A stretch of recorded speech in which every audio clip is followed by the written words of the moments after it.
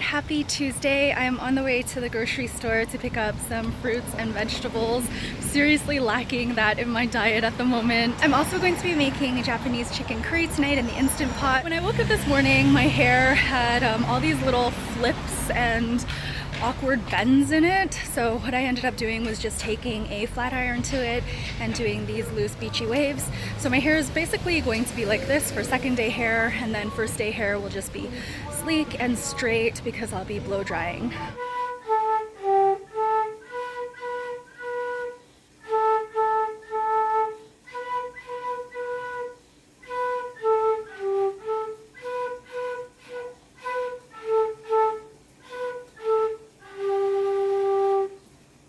It is Wednesday and I'm heading to a volunteering thing that I signed up for before the film festival. I signed up for 2 shifts this week at the Design Exchange. This is for Elevate, which is a tech festival that's happening in Toronto. My 2 shifts are pre-festival, and then next week I'm going to try to attend some stuff and see if I can become inspired or learn something new. It is rather early. My shift starts at 8 o'clock, but because I couldn't make the training, I was asked to arrive at 7:30. So it is 7 a.m. right now. I've been up since 5:15 or so, and I'm going to be heading out in a few minutes. Good morning, everyone. It is day 2 of volunteering, so this is already my last shift. I am all done with volunteering. That came and went really fast. I actually had a lot of fun with this volunteering. I liked it better than doing like the welcome type positions where you stand and you greet people.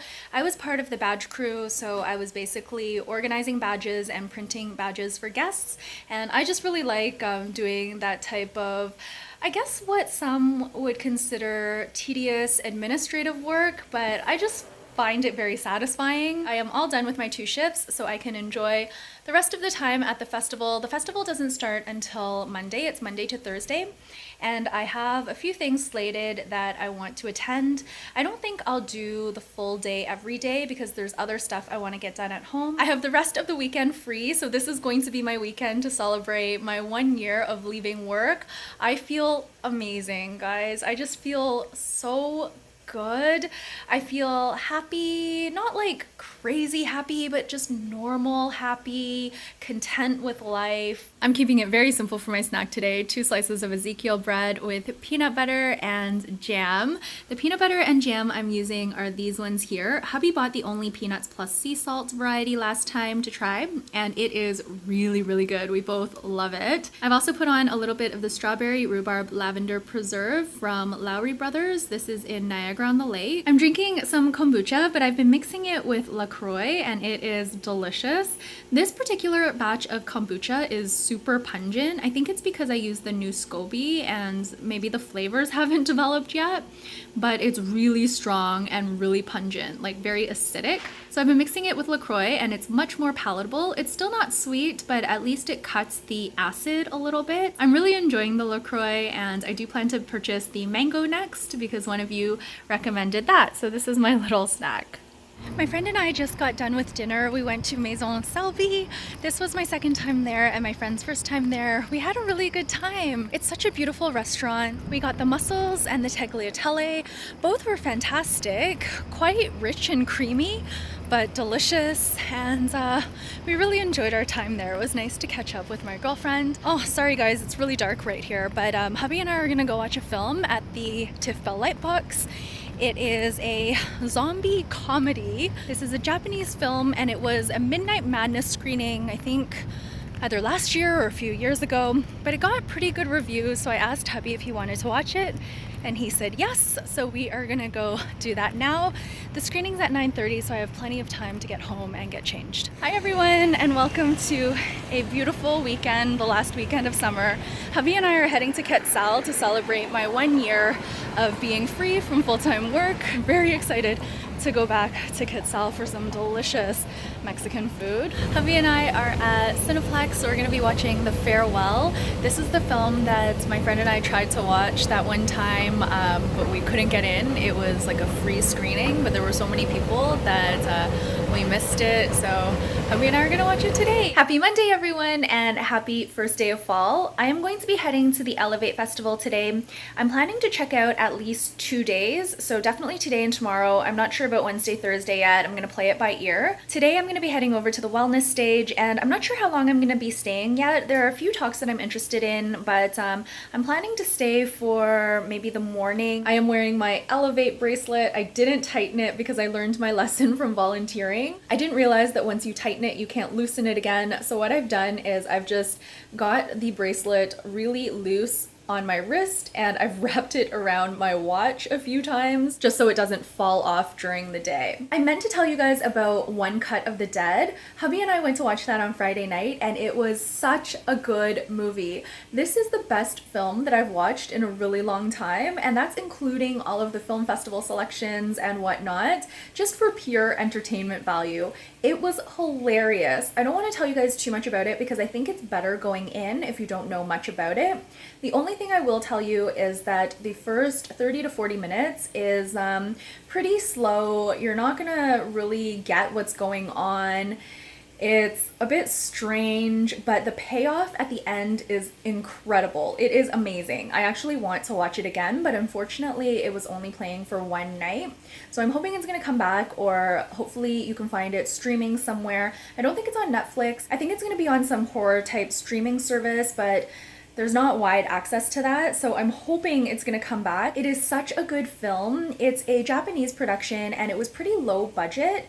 It cost $27,000 to make the film and it earned 1,000 times that in the box office. An awesome film. I highly recommend it. The farewell ended up being pretty good. I was okay about it. Hubby enjoyed it. He didn't fall asleep, so that's a good thing. But maybe I was just tired going into it. It felt a little bit slow for me, but it was still good. And again, I'm glad I watched it. Well, you may be trying to think about how you access that. You are operating in a world that really wants you to get sick and then wants to sell you medicine to make you better, which doesn't really necessarily make you all that much better. The creative burnout had gone that far, I couldn't even see what I was doing. And so I went home and I took 3 months away from YouTube, sorted out my stuff. I got treatment for what I needed treatment for, and I'm the healthiest I've ever been now. But that burnout was a lot darker than people think it can be. I just got home from Elevate and I wanted to do a little tea chat. I'm going to be finishing up the tea that I steeped this morning. This is Angel's Dream, and I only drank a little bit of it because I didn't want to have to use the washroom a lot during the festival. I wanted to stay for all of the talks, and they were doing them back to back to back to back up until lunchtime. So I'm going to be finishing off my tea, and as well, because I am so thirsty, it's really hot out, I'm also drinking my kombucha and LaCroix mix, and today I'm drinking the peach pear. So thirsty. The talks today were exactly what I needed. I listened to 4 speakers in total. They were the 4 speakers that I was most interested in listening to, and then I ducked out because I wanted to go to the grocery store and get home in time to do a bit of work at home, relax, and also make dinner. It was really nice to hear the speakers echo back a lot of the thoughts that I've been having lately. Achieving wellness can be really difficult in society sometimes, especially with the focus on treatment rather than prevention. That's something that I really struggle with sometimes because I often do behaviors that I feel are not the healthiest. So of course I still indulge from time to time on processed food, and then you guys know I still drink alcohol, and sometimes I do like to have fun and I tend to overdo it a bit. Fortunately, I don't do that as much as I used to, but I still do some of these unhealthy habits that I know are bad for me, yet I still do them because either I'm pleasure seeking, or maybe I feel peer pressure if I'm in a group, or I just don't want to not be fun per se. The other thing I do, which you guys know, is I eat a lot of sugar, and that is really bad for my skin. Actually, when I was experimenting with cutting out processed junk food, I stopped eating all of the chocolate and candy and stuff like that, and my skin really improved. But I did that Tim Hortons donut challenge, and I've been eating a lot of cake and just trying to finish up some of the chocolate I have at home, and now I am starting to break out again. So these things that I know are bad for me, I still do them. So the first talk was a little bit about that. The second talk was from the CEO of Thinks, which are those period-proof panties that I've talked about in another vlog because I went to one of their events. She had a really interesting talk on disruption and how we should be talking more about taboo subjects. I just found it really interesting that she talked about what we need to disrupt is the fact that talking about these things is a disruption. So for example, what we should be striving to do is to not view a company like Thinks, which is disrupting the conversation about periods, about women's natural cycles, as disruptive anymore. Conversations like that should be more commonplace, and that's kind of like the goal, the ideal, is to bring that to the forefront and almost to the mainstream, so it's not uncomfortable anymore to talk about these taboo subjects. It should become part of our everyday and part of our vernacular. So I thought that was really interesting. The next talk was about accessibility, diversity, and inclusion, and this is something I've been thinking a lot about lately. You guys know I am a Chinese Canadian. I identify as a woman. I don't really want to bring diversity in that way. I'd rather bring diversity based on my ideas, my thoughts, my lived experiences.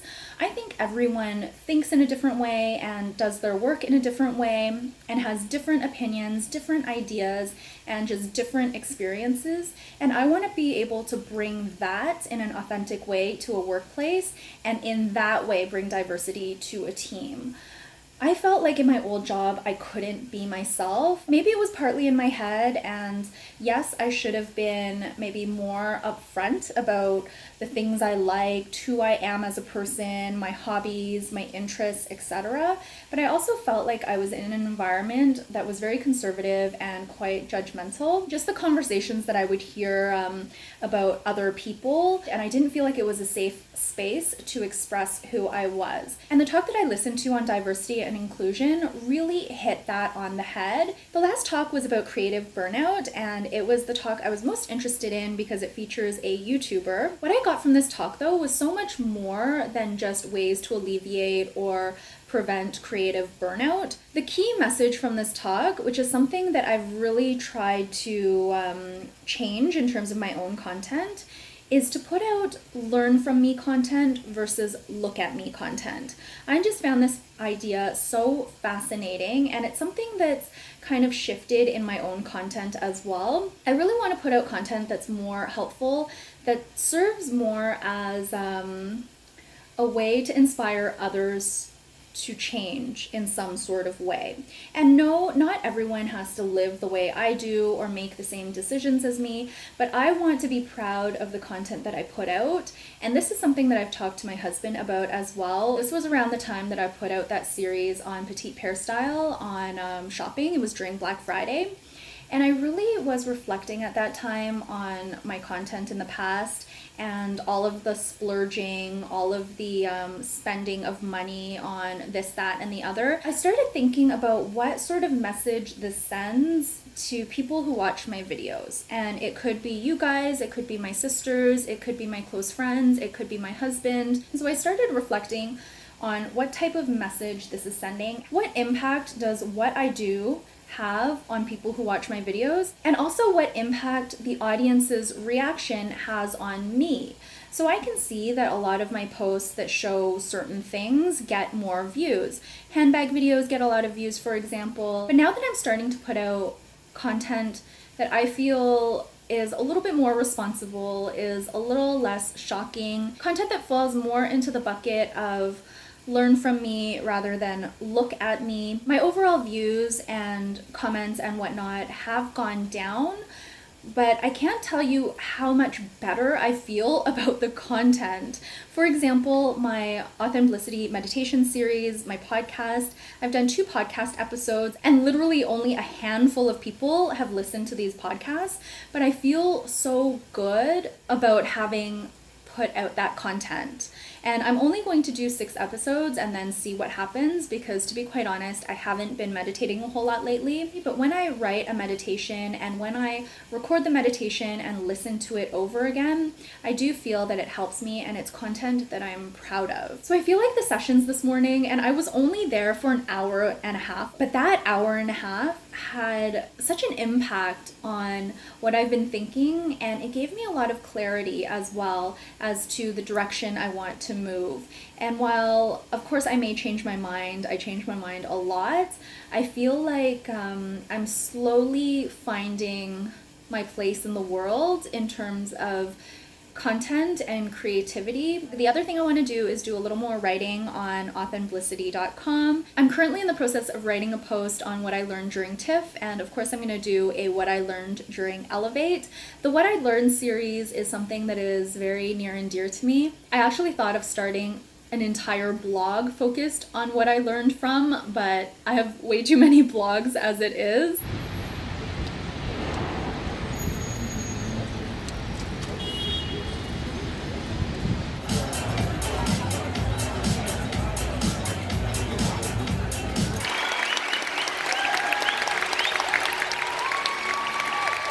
Every single one of you is an explorer. Ground control to Major Tom. The time is near. It's not too long. Can you hear me, Major Tom? Can you hear me, Major Tom? Can you hear me, Major Tom? Can you hear? Am I sitting in that tin can? A last glimpse of the world. Planet Earth is blue, and there's so much left to do. It is the second day of Elevate, and I just got done with this morning's talks. I was taking a look at the talks this afternoon, and they do sound like topics I would be interested in. I think I'm going to pass though for the rest of the day because my head is pretty full from the talks this morning. I was pretty inspired by Chris Hadfield and the other speakers. It was so interesting to see how far we've come and also how far we have to go by way of technology, progress, gender diversity, diversity and inclusion in general, all of these moving parts that are constantly in flux and constantly evolving. But I find that when I consume too much, my creativity suffers. So I'm going to take this opportunity while I'm still pretty inspired to do some stuff on my own. I think I'm going to call it a day for Elevate Day 2, but so far I've been really enjoying the festival. I wanted to go a little more in depth with the little chat I had with you guys yesterday on making unhealthy choices. I'm eating clementine now. I'm actually going to eat 2 of them. I didn't have any processed sugar yesterday, so that was awesome.